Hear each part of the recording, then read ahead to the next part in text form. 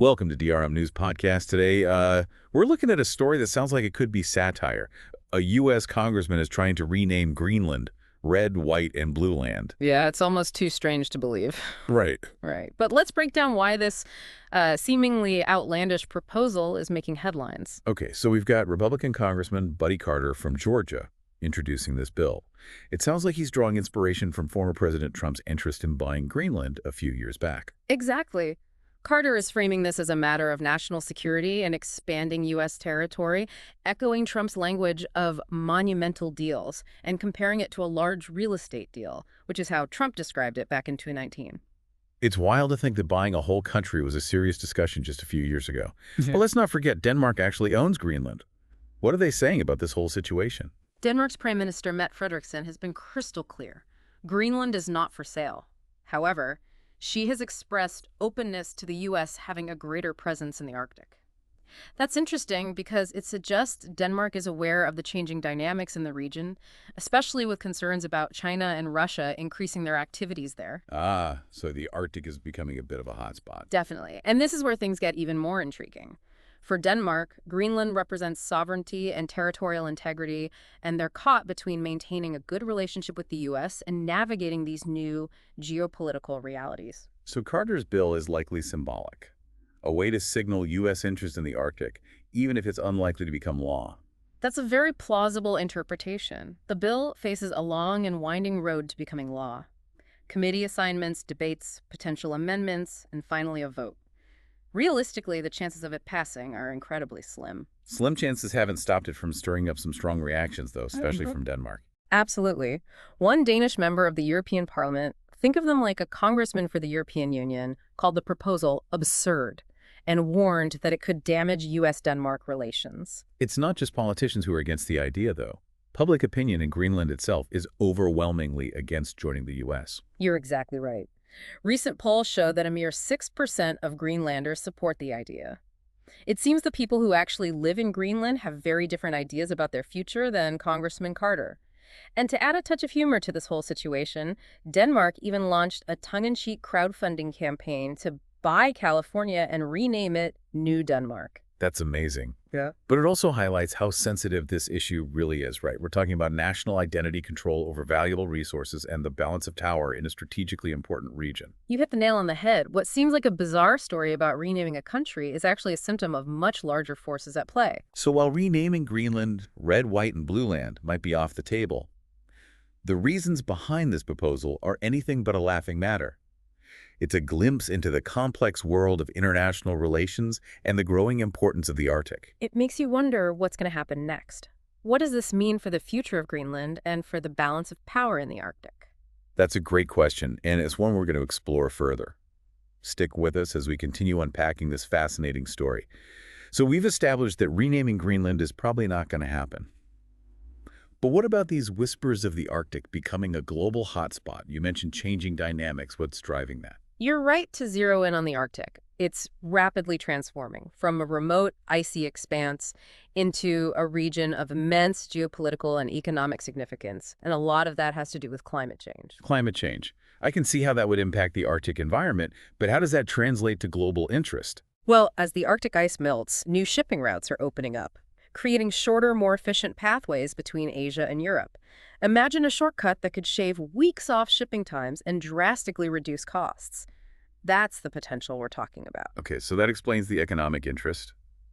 But what about the geopolitical side of things? Why are countries like the U.S., China, and Russia so interested in the Arctic? Well, in addition to these new shipping lanes, the Arctic also holds vast reserves of natural resources. We're talking about oil, natural gas, and even rare earth minerals. Those are essential components for all sorts of modern technologies, from smartphones to electric cars. So whoever controls the Arctic potentially controls access to these resources. Exactly. And that's why you see countries like the U.S. trying to assert their presence, while China and Russia are also making moves to secure their interests in the region. It's a complex web of competing claims and ambitions. And caught in the middle of all this is Greenland. It's easy to forget that there are people living there with their own culture and aspirations for the future. It's crucial to remember that Greenlanders are not passive bystanders in this geopolitical game. They have their own distinct identity, and they want a say in how their homeland is governed and developed. That makes sense. Huh. So how does Greenland fit into this bigger picture? What are their goals and concerns? Greenland is seeking greater autonomy from Denmark and looking for ways to develop their economy. They're aware of the potential benefits that come with increased interest in the Arctic, but they also want to ensure that their environment and culture are protected. It sounds like a delicate balancing act, navigating between the interests of global powers and their own desire for self-determination. Exactly. And that brings us back to Congressman Carter's bill. While renaming Greenland might be a far-fetched idea, it does reflect a broader struggle for influence and control in the Arctic. So this whole red, white, and blue land thing might just be the tip of the iceberg. Precisely. It's a symptom of the growing competition for resources and strategic advantage in a region that's becoming increasingly accessible and valuable. What does this all mean for the future of the Arctic, and for Greenland specifically? Are we heading towards cooperation, or are we on the brink of conflict? Those are the million-dollar questions, and the answers are far from clear. What happens next will depend on a lot of factors. How the U.S. continues to assert its interests, how China and Russia respond, and most importantly, how the people of Greenland choose to navigate this complex landscape. It's a situation with a lot of moving parts, and it's definitely one worth keeping a close eye on. But before we get ahead of ourselves, let's circle back to Congressman Carter and his bill. What happens next? What are the chances of it actually becoming law? So what's next for this red, white, and blue land bill? Is there any chance it could actually become law? Realistically, the odds of this bill passing are incredibly slim. It faces an uphill battle in Congress, and there's strong opposition from both Denmark and, importantly, the people of Greenland. So if it's so unlikely to pass, why introduce it in the first place? Yeah. Is this just a publicity stunt?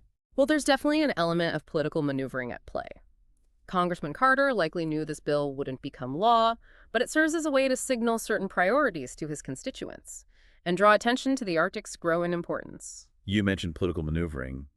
Could this be about appealing to a specific segment of voters who support a more assertive U.S. foreign policy? That's a very real possibility. Yeah. The bill taps into a particular narrative of American strength and exceptionalism, which can resonate with certain voters. It's interesting that this whole situation is drawing comparisons to past examples of U.S. expansionism, like the Louisiana Purchase or the annexation of Hawaii. Those historical parallels are worth considering. They raise important questions about the ethics of territorial acquisition and the rights of indigenous populations. Back then, the voices of those living in the acquired territories were often ignored, and their concerns were brushed aside. And it seems like Congressman Carter is repeating those mistakes by not taking into account the wishes of the Greenlandic people. Exactly. This highlights the importance of self-determination and respecting the right of a people to decide their own future. So what should our listeners be paying attention to as the story develops? What are the key takeaways? First, keep an eye on how the U.S. government responds to this bill. Will they distance themselves from Carter's proposal? Or use it as an opportunity to signal their own Arctic ambitions? Second, watch how Denmark balances its relationship with the U.S. while protecting Greenland's autonomy. And finally, pay close attention to how the people of Greenland make their voices heard and shape their destiny amidst all these geopolitical shifts. It's a reminder that even seemingly outlandish events, like a proposal to rename Greenland, can offer valuable insights into global power dynamics. Absolutely. The Arctic is becoming a focal point for international relations, resource competition, and even climate change. The decisions made in this region will have far-reaching consequences for everyone. It's a complex and rapidly evolving situation. Thanks for helping us unpack it. It was my pleasure. And to our listeners, keep asking questions and stay informed. The future of the Arctic is something we should all be paying attention to.